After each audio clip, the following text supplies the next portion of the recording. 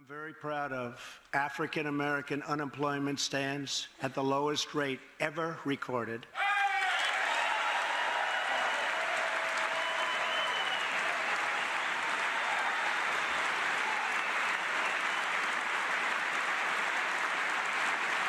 It got to a point where I really didn't even want to look too much during the speech over to that side, because honestly, it was bad energy. No, it was bad energy. You're up there, you've got half the room going totally crazy, wild. They loved everything. They want to do something great for our country.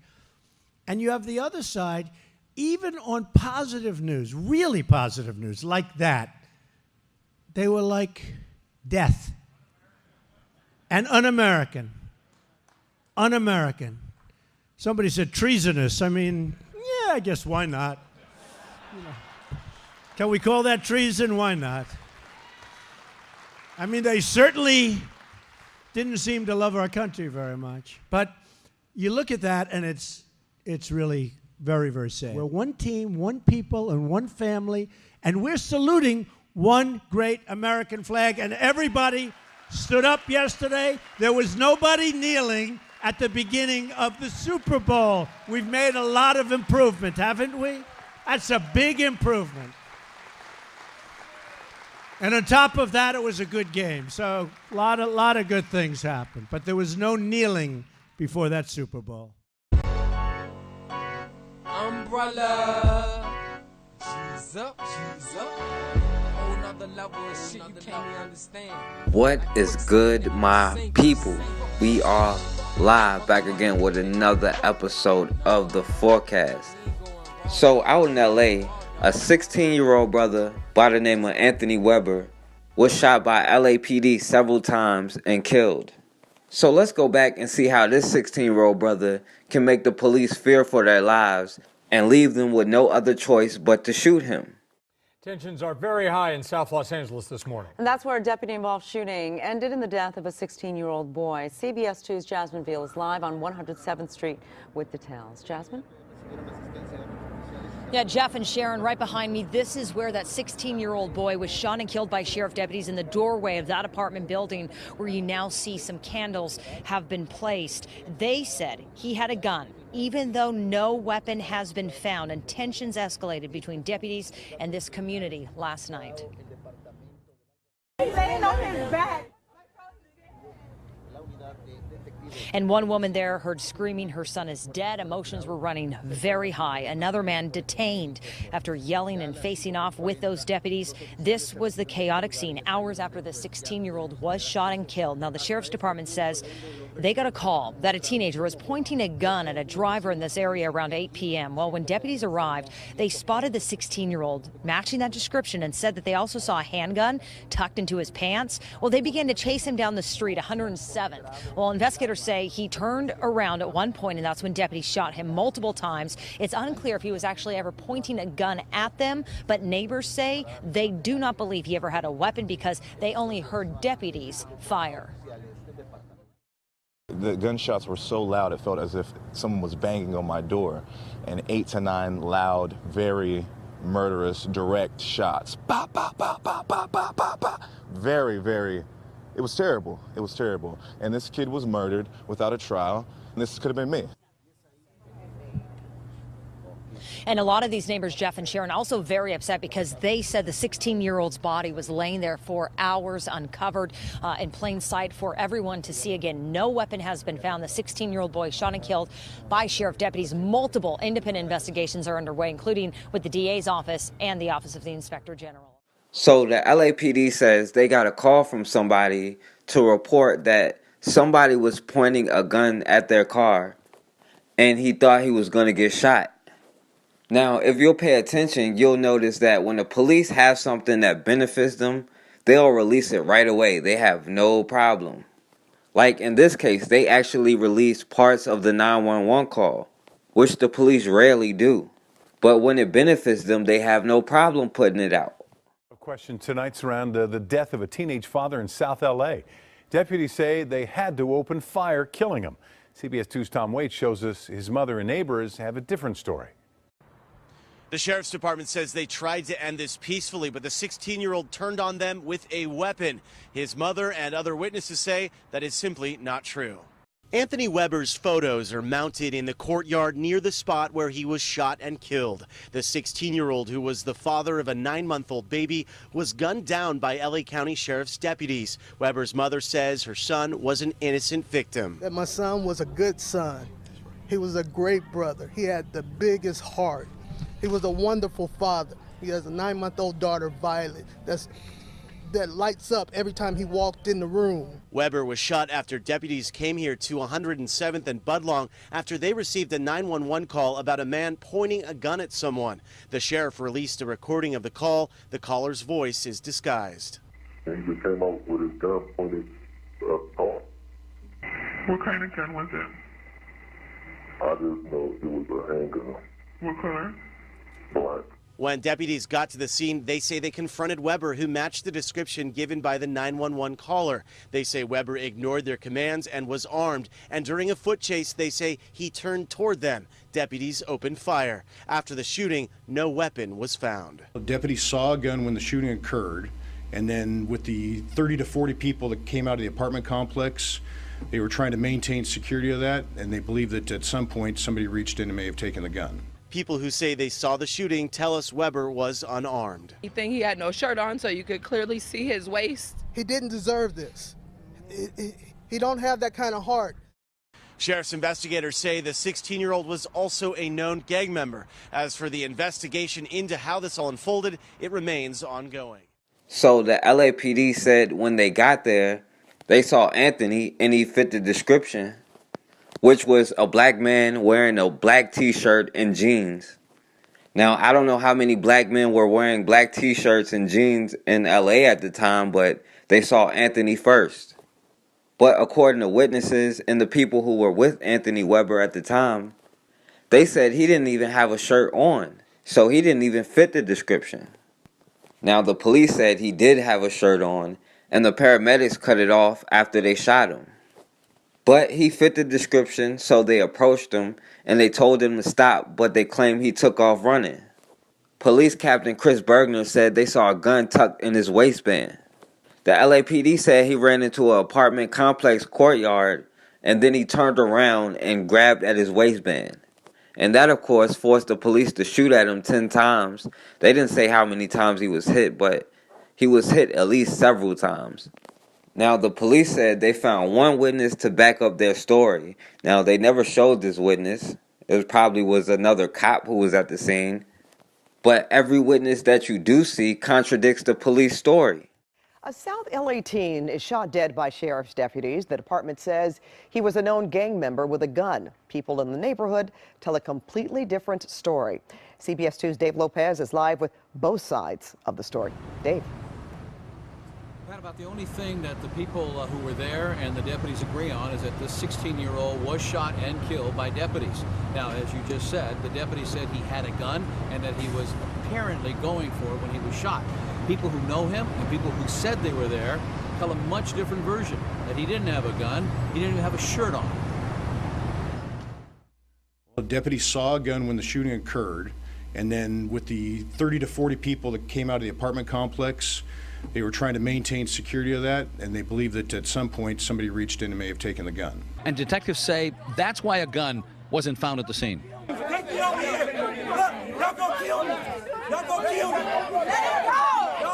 The scene last night, just outside the apartment unit in the 1200 block of 107th Street, where deputies were involved in a shooting.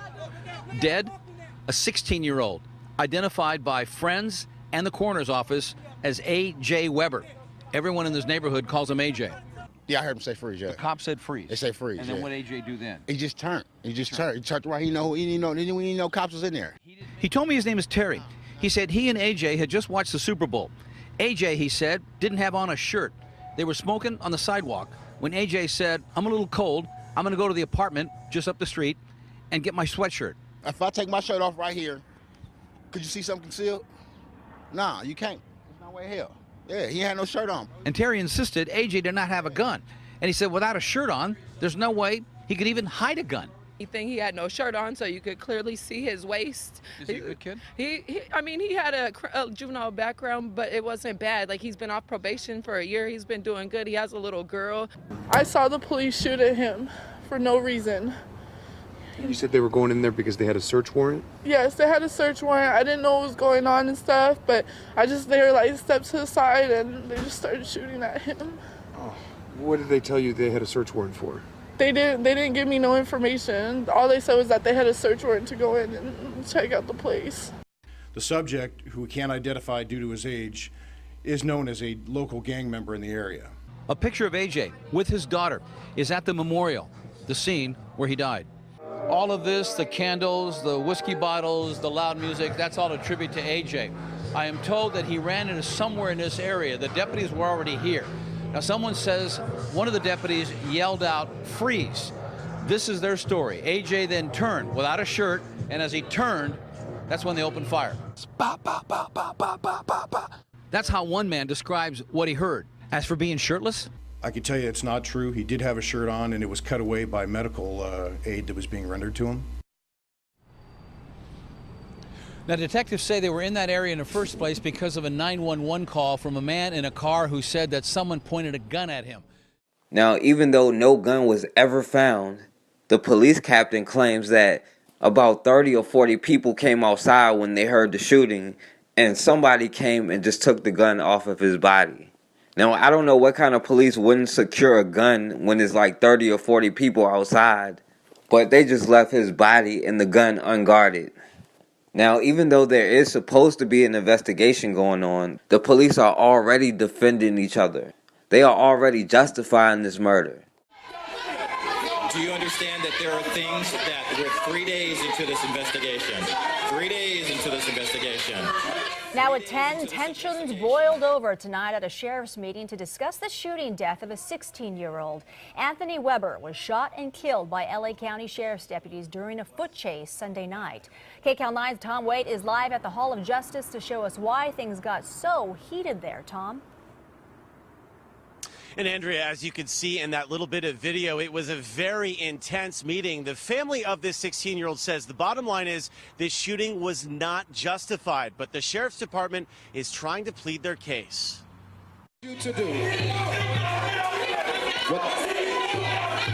Tempers flare as chaos overwhelms an emergency meeting of the Sheriff's Civilian Oversight Commission. The panel assembled at a church in South LA to discuss the shooting death of 16-year-old Anthony Weber, who was killed by an LA County Sheriff's deputy during a foot chase Sunday night. A representative from the Sheriff's Department gave the deputy's version of events. The individual was seen reaching back for the waistband where the deputy last saw the handgun, and when he went to the ground after the shooting occurred, approximately 30 to 40 people came from down within the apartment complex towards the two deputies. Members of Weber's family spoke out in the teen's defense. Y'all killed my brother. What you think we should get for that? Ain't no money can't replace my brother. I don't believe there is. The shooting unfolded Sunday night at an apartment complex near the intersection of 107th and Budlong. Deputies were called to the area because of a report of a man with a gun. Deputies arrived on scene. They found Weber, who they say matched the description of the gunman. When they confronted him, they claim Weber ran and turned toward them, and deputies say he had a gun. A deputy opened fire, killing Weber. No weapon was found on Weber. Sheriff's investigators say someone in the crowd that gathered after the shooting took the gun from the scene, a claim rejected by those gathered here tonight. At the end of the day, this is a very complex investigation, and the investigation is not going to... All right. So... And the deputies involved in this shooting are on paid leave, which is routine during an investigation like this one. Now, of course, the LAPD doesn't have any body camera footage. They don't have any evidence. All of the witnesses contradict their story, except for the one witness that we haven't heard from. And of course, they use his past to justify this. This kid was 16 years old. He doesn't have that much of a past to use. And I'm not saying he was perfect, but to justify shooting a 16-year-old kid with all the evidence against you, especially if we start to look at some of these police officers' history, It's a little hard to say, look at this 16-year-old kid's history as a reason to justify killing him. But this is no surprise. We know there's a history of criminalizing black boys. They have no problem telling you, well, this kid was in a street gang. But they will never tell you that the police is the gang that bullies the street gangs. We march and we protest. But in 1944, a 14-year-old boy named George Stinney Jr., he was just a 90-pound, 14-year-old kid who was accused of killing 2 white girls and dumping their body into the lake. 95 pounds, he was just a skinny little teenager, only 14 years old, growing up in the town of Alkaloo, South Carolina, back in 1944. George Stinney Jr. was tending to the family's cow with his little sister in this field near an old set of railroad tracks when they crossed paths with 2 young white girls looking for flowers. George's sister remembers it clearly. They said, "Could you tell us where we could find some maypops?" We said no. And they went on about their business. They were the last known to see the girls alive. A coroner's report at the time describes a vicious murder. 11-year-old Betty June Binnicker and 7-year-old Mary Emma Thames were beaten to death. Multiple severe head injuries suggested the killer used a hammer. The Stinney family fled in fear after police came for little George. They were looking for somebody to blame it on. So they used my brother as a scapegoat. The motive was attempted rape. And in a dizzying rush to judgment, George Stinney's trial reportedly took just 3 hours. The all-white jury deliberated just 10 minutes before the judge sent him to the electric chair. His defense attorney called no witnesses and filed no appeal. With attorneys representing the Stinney family today, This is where the girls I were went last back alive. to where that tragic encounter happened to find the railroad tracks rusted, covered in kudzu, and the field littered with painful memories. A rush to judgment I can almost understand, but why was there no appeal? George Stinney needed to be dead soon. George Stinney sitting in jail for a year would have been an incredible difference in the facts and circumstances of this case. And I think in that way, they swept it completely under the rug. In spite of a confession police say they got from Stinney, family attorneys say a new examination of the few records that still exist shows a botched investigation. Stinney's alibi, his little sister, was never questioned.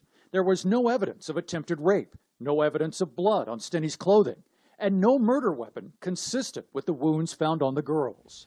What is left seems like an almost impossible story, that little George Stinney was somehow able to murder both of these little girls, beat them to death without a struggle, then carry both of their bodies and their bicycle about 300 yards that way to hide them in a ditch. 70 years later, the Stinney family asked a South Carolina court to throw out George's conviction.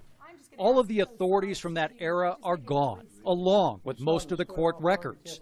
Surviving relatives of the murdered girls continue to believe in Stinney's guilt and question his family's timing. I have sympathy for the parents and the sisters and the brother. I feel like that they know that he did it, and that's why they never have revisited the grave. They never have put a headstone there, a footstone, and they never talked about it. If we had allowed a stone to be there and someone found out where my brother was, they probably would have dug his grave up and throw him to the wolves. Even if you think I'm wrong, my brother did not do it, and I hate no man. In the end, the Stinney family got what they were looking for. The judge agreed young George's rights had been violated and threw out his conviction. Described by his family as bright and talented, George Stinney wanted to be an artist when he grew up, daring to dream beyond the limitations of life in the segregationist South. Instead, his name will be forever linked to a tragic story of Jim Crow-era injustice. Now, they didn't have any evidence against George Stinney. They didn't have any witnesses. They didn't have any weapon. They didn't find any blood. They didn't find any evidence of rape. They didn't find any evidence at all. The police claimed that George had confessed, not that he had a lawyer to do so. And even if he could have a lawyer, he could only have a racist white lawyer. But there wasn't any evidence that he confessed either, besides what the police claimed.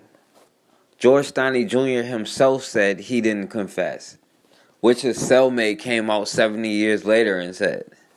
But at his trial, which only took 3 hours, George Stinney's lawyer, his defense attorney, who was running for state office at the time and trying to appeal to a white demographic in South Carolina, he didn't call any witnesses, he didn't ask any questions, and even though a 14-year-old kid was sentenced to death without any evidence, he didn't even file for an appeal.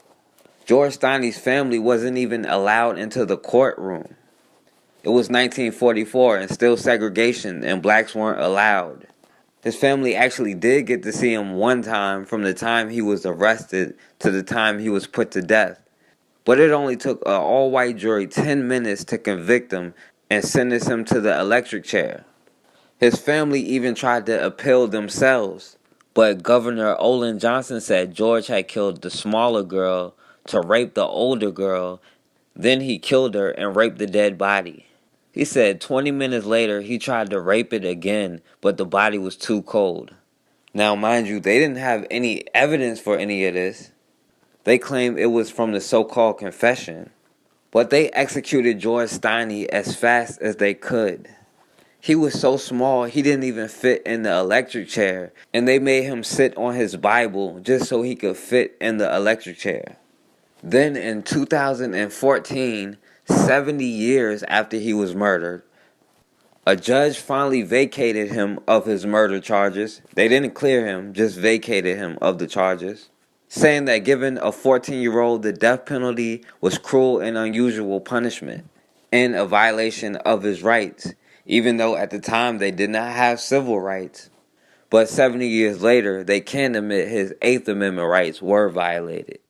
I don't have a murder weapon. I don't have bloody clothes. I don't have a written confession. I have nothing. And we don't know whether or not he did it. But that wasn't the issue. It was whether or not his constitutional rights were preserved. And they weren't. And that was clear. And the further I got into it, the more I saw just how obvious and blatant it was that he wasn't afforded his constitutional protections.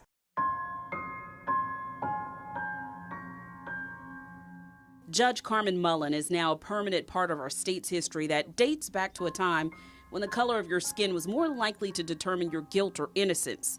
It happened to thousands, and it happened to George Stinney Jr.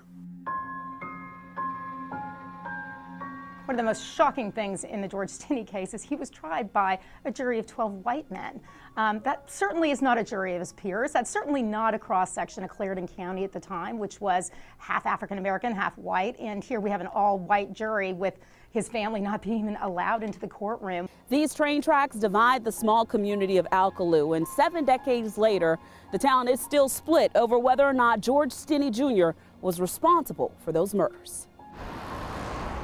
The little boy would graze his cows here, during the day and come get them in the afternoon. I talked with a local landowner who did not want to go on camera, but he told me that his grandfather owned the field where 11-year-old Betty Binnicker and 7-year-old Emma Thames were killed in 1944.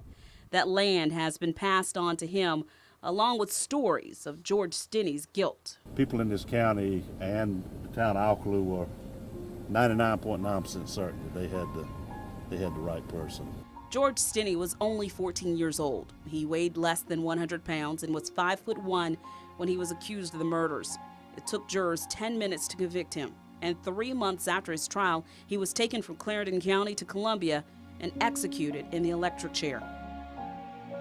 When he left death row, he walked down a hall carrying a Bible under his arm. Newspapers at the time say he used that Bible as a booster seat because he was too small for the chair designed to execute men. There was no real investigation done by the police. It was just assumed that either George Stinney or George Stinney and his brother committed this offense. It's got to be fair. It's got to be just, or it can't be relied upon. And when people have distrust of the system, then obviously we have complete breakdown of social order. And even though he was the youngest person to ever be put to death, to receive capital punishment, with no evidence against him, those two little girls' families still feel like that was justified, what happened to this 14-year-old kid.